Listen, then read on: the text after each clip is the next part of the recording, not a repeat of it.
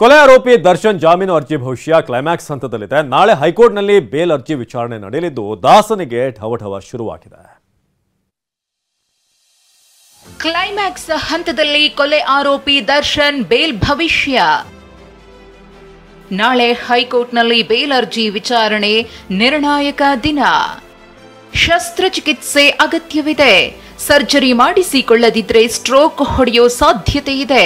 ಹೀಗಂತ ಕಾರಣ ನೀಡಿ ದರ್ಶನ್ ಮಧ್ಯಂತರ ಜಾಮೀನು ಪಡೆದಿದ್ದಾರೆ.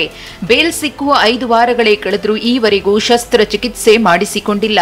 ಇದನ್ನೇ ಶುಕ್ರವಾರ ಎಸ್ಪಿಪಿ ಪ್ರಸನ್ನ ಕುಮಾರ್ ಬಲವಾಗಿ ಪ್ರಶ್ನಿಸಿದ್ರು.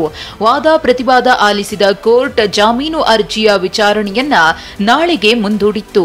ಹೀಗಾಗಿ ದರ್ಶನ್ಗೆ ನಾಳೆ ನಿರ್ಣಾಯಕ ದಿನವಾಗಿದೆ. ತೂಗು ಉಯ್ಯಾಲೆಯಂತಾದ ದರ್ಶನ್ ಭವಿಷ್ಯ. ಕೊಲೆ ಆರೋಪಿ ದರ್ಶನ್ ಭವಿಷ್ಯ ತೂಗುಯ್ಯಾಲೆಯಂತಾಗಿದೆ. 6 ವಾರಗಳ ಕಾಲ ದರ್ಶನ್ ಪಡೆದಿರುವ ಮಧ್ಯಂತರ ಜಾಮೀನು ಡಿಸೆಂಬರ್ 11ರಂದು ಅಂತ್ಯವಾಗಲಿದೆ. ಶುಕ್ರವಾರ ಮುಂದೂಡಿಕೆಯಾಗಿದ್ದ ಅರ್ಜಿ ವಿಚಾರಣೆ ನಾಳೆ ಹೈಕೋರ್ಟ್ ಏಕಸದಸ್ಯ ಪೀಠದಲ್ಲಿ ನಡೆಯಲಿದೆ. ಹೀಗಾಗಿ ದರ್ಶನ್ಗೆ ಎರಡೆರಡು ಟೆನ್ಷನ್ ಶುರುವಾಗಿದೆ. ನಾಳೆ ಬೇಲ್ ಸಿಗುತ್ತೋ ಇಲ್ವೋ ಅನ್ನೋದೊಂದೆಡೆಯಾದ್ರೆ, ಅರ್ಜಿ ಮುಂದೂಡಿಕೆಯಾದ್ರೆ ಮತ್ತೆ ಜೈಲಿಗೆ ಹೋಗ್ಬೇಕು ಅನ್ನೋ ಆತಂಕ ದರ್ಶನ್ಗೆ ಕಾಡ್ತಿದೆ. ಒಂದು ವೇಳೆ ನಾಳೆಯೂ ಅರ್ಜಿ ವಿಚಾರಣೆ ಮುಂದೂಡಿಕೆಯಾದ್ರೆ ಮಧ್ಯಂತರ ಜಾಮೀನು ಮುಂದುವರಿಸುವಂತೆ ಕೋರಿ ದರ್ಶನ್ ಪರ ವಕೀಲರು ಅರ್ಜಿ ಸಲ್ಲಿಸೋ ಸಾಧ್ಯತೆ ಇದೆ. ಇಷ್ಟೆಲ್ಲ ಆಗ್ತಿದ್ರೂ ದರ್ಶನ್ ಶಸ್ತ್ರಚಿಕಿತ್ಸೆ ಗುಟ್ಟಾಗಿಯೇ ಉಳಿದಿದೆ. ರಾಜಪ್ಪಾಜಿ ನಾಯಕ್, TV9 ಬೆಂಗಳೂರು.